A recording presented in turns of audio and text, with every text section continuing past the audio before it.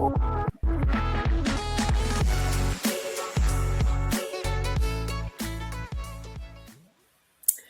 right, y'all, welcome to Oh My Word with Katie. Now, on today's episode, I talked with our guests about a very wintry read that they just wrote, and also some of our own favorite winter reads. And Lynette Eason mentioned Lord of the Rings, which gives me an excuse to talk about it. Now, I'm not going to go deep, but what I'm going to do is, if you're curious about J.R.R. Tolkien and the world he created, and you're just not sure where to dip your toe in, here are my step-by-step suggestions for how to tell if Tolkien is your jam.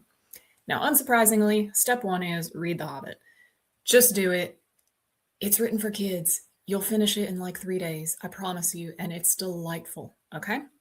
Now, if you read The Hobbit and you enjoy that, you do want to keep reading, but you only have to commit to the first half of Fellowship of the Ring, okay? The first half of Fellowship of the Ring is very similar to The Hobbit in tone, while still introducing some of the new stuff that happens in Lord of the Rings. If you finish the first half of Fellowship of the Ring and you're like, okay, I enjoyed that, but I want more action, guess what? It's coming in the second half. So finish Fellowship of the Ring and go on and read chapter 1 of The Two Towers. Then and only then can you enjoy Peter Jackson's Fellowship of the Ring movie without major spoilers, okay? Now, the movie is superb. It's enchanting. It's going to suck you in even more. So once you've watched the movie, you can continue staggering your reading and watching. So finish reading The Two Towers, watch The Two Towers. Read Return of the King, watch Return of the King. And if you do all that and you're still like, oh my word, I want more, then you, my friend, might be ready for the Silmarillion. In which case, email me. Now, you'll notice in none of these steps did I ever mention that you should watch the Hobbit movies. And there's a reason for that. Got a problem with it? You can also email me. So that's all I have for now, but I hope you'll enjoy my interview with Lynette Eason and Dani Pettrey. Hey, everybody, and welcome to Oh My Word with Katie, the show where we hear from Christian writers, give you amazing book recommendations, and marvel at all the ways God shows up in words and stories. I'm your host, Katie Ginn, and today I actually have two guests, Lynette Eason and Dani Pettrey, best-selling authors, and they have teamed up on a book called Whiteout, which is a perfect winter read, and it's actually 2 novellas that they have each written, and it deals with an avalanche and lots of intrigue and romance. This is the romantic suspense genre. So I'm so ready to cozy up and get into this book with y'all. But Lynette and Dani, thank you so much for being on the show today. Yeah, well, thank you. Thanks for having us. So because the novella is a unique form, it's shorter than a full-length novel. So what made y'all decide to write novellas, and what made y'all decide to collaborate and put them together in one book? Go for it, Dani. Okay. I was just going to say, well, it's really nice when we're able to work on a project together. And with my writing speed, writing a regular book a year for Bethany House doesn't always work for me to write another full length. And so I love writing novella length. It's kind of like a mental escape for me, if you will, with writing. It's just a different form. And Lynette and I had been in novella collections before together with Dee Henderson, who mentored both of us. So we had that connection. And we decided we would love to do it again. So we kind of connected and came up with an idea, and we just rolled with it. Very cool. Dani props. She's the one that came up with the idea. All right. Well, very cool. So why don't one of y'all tell the premise? Because when I read the first novella and then I started the second one, there are things we could give away or not give away. So I would love for one of you to share the premise, as spoiler-free as you wish. That will be Lynette. I went once, you go once. Okay. So what it is there is a ski resort, we call it Silver Pines. Yes, we did. Okay. I'm sorry. I've written about 3 books since then. So it's a ski resort in Colorado as a fictional place. And we have an avalanche that happens along with a geomagnetic storm that knocks out cell and the SOS feature on the new cell phones. That was fun coming up with that. And our people, Danny's people are trapped on one side and mine are on another. And so we just ran with it from there.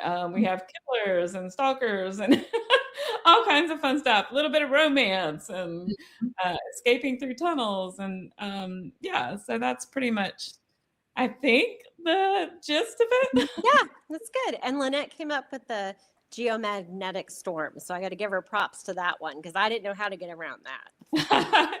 You know, the new cell phones have that feature where if you don't have cell service, as long as you have satellite service, then you can connect those new cell phones. I think it's like the iPhone 16 and newer. Mhm. And you can connect to the satellite and still text and call. Well, we needed them not to be able to do that. And so my editor, Barb Barnes, I'll give her a shout out.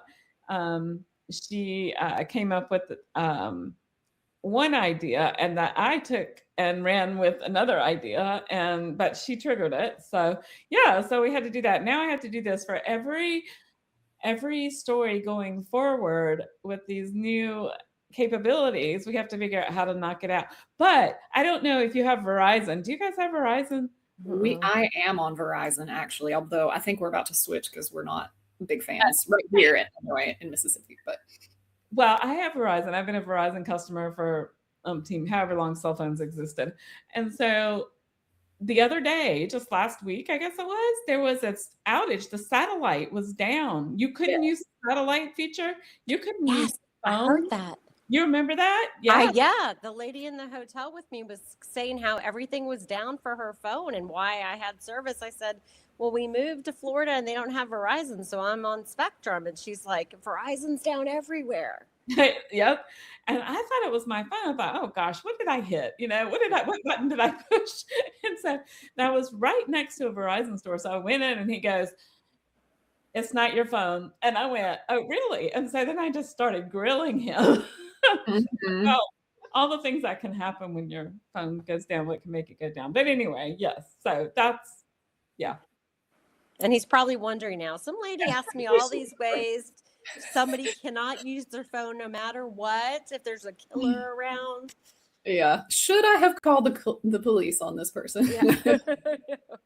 That's interesting because, yeah, these kinds of suspenseful stories where people are trapped and utterly without resources, like they do still happen, but it's harder and harder to finagle away with today's technology. And like we all have our phones right here all the time. So like you either have to separate them from their phone or make it quit working. Yeah, I do not envy you that task as writers. So, okay, writing a novella, Dani, you already said it's sort of an escape for you. It's a little easier, a little more on your pace sometimes. Yes. Lynette, how do you feel about writing novellas? Are there challenges, pros and cons? Like what's different about that? I've been asked this question before, and the only answer that I really have is they're just shorter. They're just quicker to write. Everything else involved in it is still the same as writing a full-length novel, if you ask me. I still have to come up with the characters. I still have to come up with the plot. I still have to come up with danger scenes and ways to keep my characters on the run. Now I have to figure out how to knock out satellites. So it's like, it's just really just a faster write. I just write them faster. Yeah. So with these particular novellas, I would love for each of you to answer this. Was there anything that came up either in the writing process or the story itself that surprised you, whether it was, I'm really relating to this character and I'm not sure I should be relating to them, or that surprises me, or just a way that God shows up in the story, anything that surprised you all along the way? For me, it was who ended up in the avalanche. That's not who I intended to end up in the avalanche. And so I wrote the scene prior to it, and then I started writing the person in the avalanche from their perspective, and it was not the right character. So that totally surprised me, but I ran with it. So, Yep. I was surprised at all the technical stuff I learned about avalanches in the research part of it. and just how crazy they are. Like how I mean, I knew they were deadly, but just how deadly, and all the ice. It's not just snow, it's like ice and snow. And like if you're not trapped in snow, you get chopped up by the ice. It's like yeah, I was really surprised at what I learned about avalanches because I thought I knew a lot, but I didn't. Yeah, and I learned how to like survive one, like the best ways to survive one. Mhm. And so what I had to do was take, it's kind of like with the cell phone not wanting it to work. I had to take the stuff that would save people from an avalanche and make some of them not work. And so I had to figure out how to make those things fail while still Mhm. having, them thinking that they were equipped for it. So it was kind of reverse revision, like research on that. And Mhm. that was pretty fun too. Yeah, because I mean, I live in Mississippi. It's, it's an event. It's an all capital letters school is out event if we even get snow. So the avalanche stuff was new for me too. And in particular, I remember you want to have your arm up in front of your face, Mm-hmm. create a little Yes. air bubble to survive in. Yes. Yep, you That do. is Yeah, otherwise it freaky. goes right against you. I know. I read all these books, how to survive an avalanche, and then I was like, now how do I make all those fail or almost fail? Uh-huh. So, yeah. Yeah. Wow. All right. So is there anything that might surprise readers in these stories or in the book as a whole? Not that, not a surprise you want to ruin, but Right, right. I think for me, it was actually a tertiary character from my Jeopardy Fall series. It's the sheriff. So he's kind of a secondary character, but he really doesn't have a whole lot of time. Mhm. But something had just been pushing me to want to tell his story. And so I gave him a story, and I really enjoyed doing that and getting to know him as a character more. But I think readers probably, when they first see who it is, are probably wondering why I picked that character to tell his story, since he didn't Uh-huh. have a whole lot of time in the series so far. Okay, so your male protagonist was a very minor character in another book. Yes. Yes, Okay, absolutely. Yeah, very minor. very cool. Um, for me, I maybe who the villain is. I'm not sure if it will surprise him or not. Kind of surprised me because I changed it at the end, but uh, and I do that every so often. Not every single book, but enough that I'm writing and I'm like, oh, this person isn't the bad guy. This person is. How did that happen? And then you have to go back and you have to make sure you have these little Mhm. red herrings and tweaks in there. But generally, I think my subconscious must know sometimes what I'm going to do because I don't usually have to add too much because it just makes sense that the Mhm. person is. But yeah, I think it kind of surprised me who the bad guy was and or the villain was, and yeah, I hope it will surprise readers. I don't know. Well, It yeah, will. there's It definitely surprised me. Oh, did it? It did surprise me, and I'm a writer and a reader. So, yes, it will surprise them. there you go. Yeah, I was about to say there's a couple of clear options in your Lynette where I'm like, I can't decide if it's this person or this person, and yeah, so I could have seen it going either way for sure. Okay, Mhm. good news. What so this I haven't shown the book jacket for those watching the video version of the podcast. Love this gorgeous wintry cover with the snowy mountains. Um, but this episode will come out in February. It's still very much in the depths of winter. So, do y'all have any other good winter reads you recommend? Do you have a favorite winter read? Lynette's showing Ooh. her t-shirt. That's so cool. You have a And whiteout t-shirt. yes, she got the whiteout t-shirt. I'm like, I still got to get one. I think that's a great idea. I know, Yeah, it's perfect. I know. that's so I cool. slacked. I wanted to get one before we went on our upcoming trip, so I need to hurry up on that. Do you have winter reads? It's funny. I read classics in the winter, like all my favorite classics. Like that's kind of my time to curl up and read. And so like I reread like Persuasion and Pride and Prejudice and like all Yeah. of these, and they're not really winter reads, but they're my winter reads. So Mhm. I don't know if that helps, but I kind of go through like Sherlock Holmes and Agatha Christie, all my favorites. I kind of take the Christmas break, and then the Christmas break just keeps going until about March with reading. So, That's awesome. yeah. Yeah. Okay, I have a confession. I do not read books twice. Okay. I just So push it out there. And I Yeah. have read all of the classics, pretty much, most of them. I will say I love The Lord of the Rings, and occasionally I might start skimming back through it. But Mhm. there's too many good books that I want to read for me to go back and reread. Mhm. A terrible thing for a reader and an author to say, I suppose, because I hope people read mine more than once. But I will say there is one that I really want to read. I have not read it yet. It's by Lori DeYoung, and it's called Mistletoe and Mayhem, I think. It's a Christmas mystery, and it's on my to be read list. And I do really want to read that, set in winter, and it just sounds really fun. And I'm Yeah. sorry if I butchered the title, but I'm pretty sure that's what it is.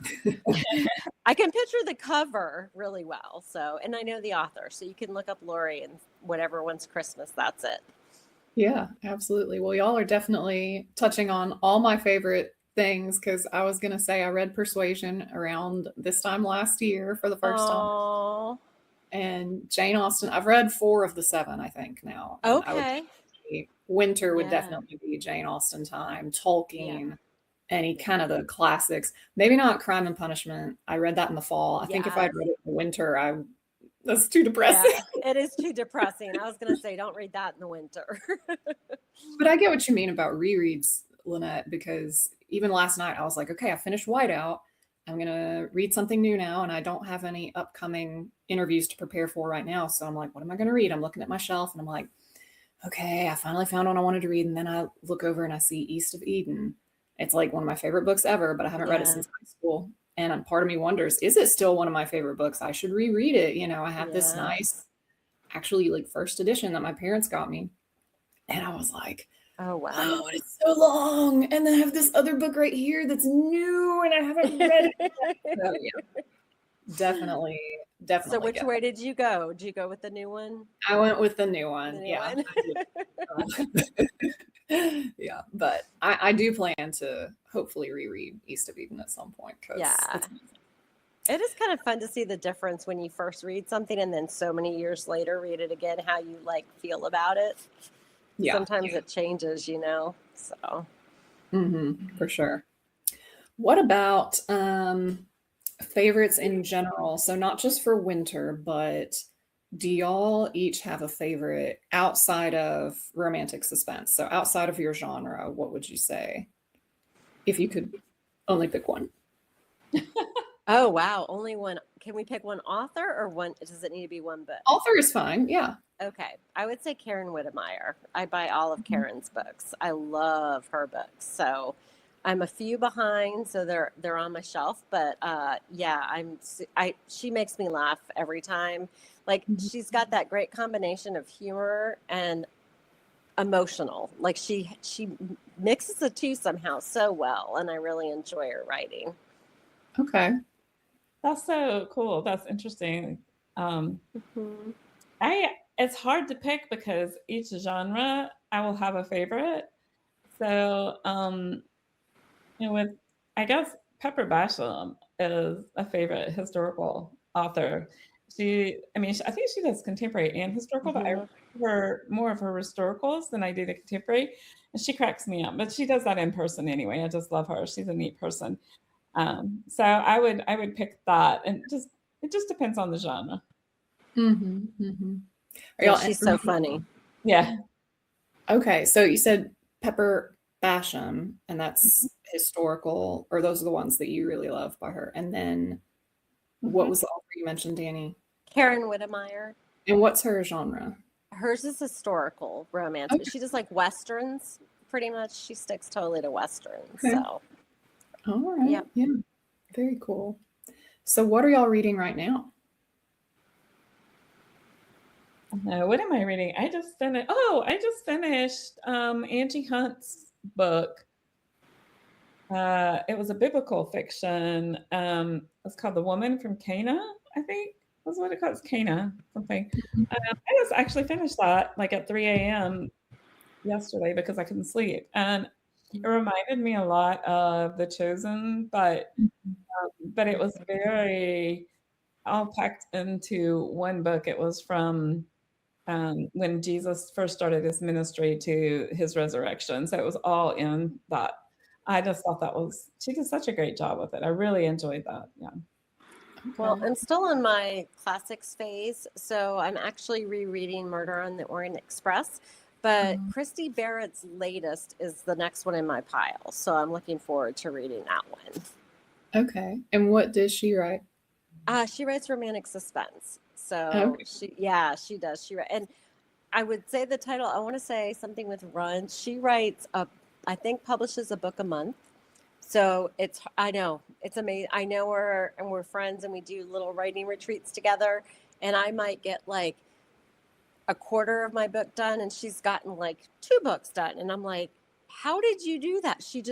They just come to her and she writes them so fast. She wrote her Christmas novel or novella in like 12 days, she was saying online. And I was like, how do you do that? But so I can't always keep up with their titles, but I can't quite keep up with the books, but I do try. I do enjoy them a lot. They're really, really good tension.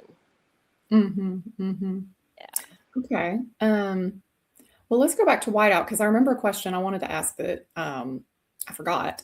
Besides, this is fun, romantic suspense, the tension, like you mentioned, and just heartwarming. But besides sort of, what readers would expect from this genre in general, what would y'all say is the number one thing that you want them to get out of your story?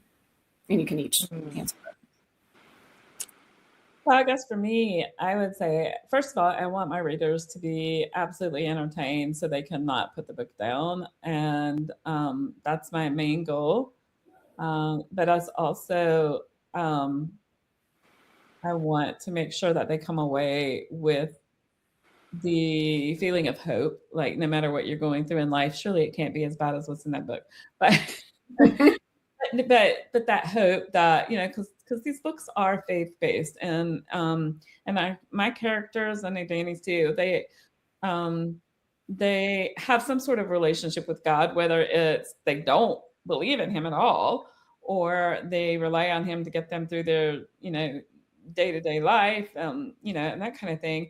But it's not preachy. Nobody wants to be preached at. So I really hope that one, they're entertained, and then the readers walk away with the hope or curiosity if they don't know the Lord, that they're like, I got to look into this God thing, and just that my books point to him. Yeah. I would say, I think for me, I really hope that readers relate to my characters. My favorite books are the ones where I relate to the characters in some way.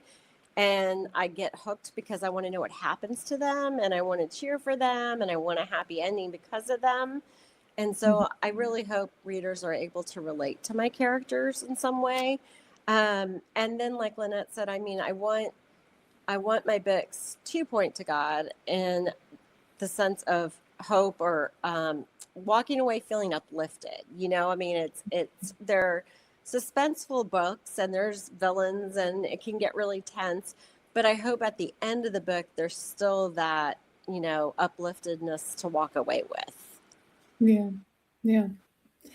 All right, so should we expect a spring fever novella collection or a summer heat, or are y'all gonna just go through the seasons and keep doing this? Probably not. I don't know. I mean, we both have, our already contracted stuff. I know, Dani, you just signed a brand new contract, and I'm actually contracted through 2029. So it's like I know, crazy. Fitting something else in there might be a little too much at this point. But I'm not going to rule anything out. Yeah. And I Never do rule like, it out. no, you It's never say actually never, right? yeah. Yes. I like the idea of spring fever, though. Doing one with the seasons, that's actually a really fun idea, Lynette. So we might have to talk more this week. She's Sorry, I like, didn't look mean what to you add did, to Katie. I'll volunteer as tribute. I'll be your copy editor. There you go. That works. No, y'all don't need one. You have fabulous people. So what are y'all working on next? What's coming next for each of you? For me, I have book 3 of my Jeopardy Fall series will be out in August, I believe. And I'm writing book 4 right now. It's due in May. Okay. I just turned in book 2 in the next series that starts in August. It's called Soldiers and Shadows. The first book comes out in August. It's called Twilight Tactics, and it's a continuation of this novella. The novella actually introduces the series, and so we have Snowbound Secrets, Whiteout. Snowbound Secrets is the name of the novella, and then that's in February, and then August I have Twilight Tactics, and then the next one comes out. I'm not sure when it comes out, but I don't have a name for it yet. I just turned it in, so I'm actually working on the 3rd book in that series, and so that's yeah. How far in advance do y'all have to turn books in? Does it depend on the book, or is it always this far out? About a year. Mm-hmm. A year. A year. Yeah. Yeah. So yeah, y'all really have like moved on by the time you're getting ready to promote. Yes. Yeah. That's why it gets confusing because, like Lynette said, she's 3 books away from the novella now, and I'm 2 away. And so, yeah, trying to when you're launching a book, you're thinking about that book, but you're also thinking about the book that's in editing and the book that you're writing the first draft on. And so it's this kind of constant motion. Yeah. Yeah. And then I'm curious about the titles. Do y'all come up with those? Does the publisher? Is it collaborative? How does that work? I don't know about you, Dani. Mine's more collaborative, maybe. Like I make a suggestion, and if they like it, they keep it. If they don't, they don't. So maybe I get overruled sometimes. But the last, like Twilight Tactics, they kept Snowbound Secrets, and they kept Whiteout. Yeah, they kept Whiteout. So if it fits with their marketing vision, then they'll keep it. If it doesn't, they will very politely suggest other titles. Yeah. Right. I've only had 1 overruled so far, but the book 4 that I'm writing now, it's too early to really title it, but I've got a couple I really like, and they're like, and I was like, oh no, we might have another overrule. I don't know. We'll see. So, but I usually change my mind as I'm working through it, and it's not the revised draft yet. So, but a fun little tidbit. My grandsons, they're 12 and 9, they actually named the 3rd book in my series, which comes out in August, 3 Steps Ahead. So they came up with the title, and I pitched it, and they liked it. So the boys were like thrilled. So they're trying to come up with number 4 now. Yes, So we'll absolutely. see. Yeah, definitely. That's so fun. And also, you don't look old enough to have grandsons at all, let alone Thank you. Do y'all ever use like ChatGPT or AI to help come up with titles or anything? Or is that like a 4-letter word for y'all? Oh yeah. Yeah, I haven't used it for titles, but I will ask it like research questions. Like I'll always go back and check myself, but like I might just be like, what are the best ways to survive an avalanche? And it'll list out some, and then I'll actually go and take those like bullet points and research them separately to see how it comes up, but it's a great starting place. It's really good for things like that, I think. Or if I can't come up with a character's name, but I kind of have an idea what I want something from the 20s, and I want it to mean a flower name, and I've never done that, but on that order, and it'll shoot out a list of names, and that can be really helpful. So if I find like I either need a starting point for research, or I'm stuck on a name or something that's just going to hold me up, I'll type in some stuff and see what it comes up with. So yeah. Lynette, what were you saying? I just say yes for titles. I definitely might give it a back cover copy and say what would be a good title for this, and it'll give me a list. And 95% of them are stupid.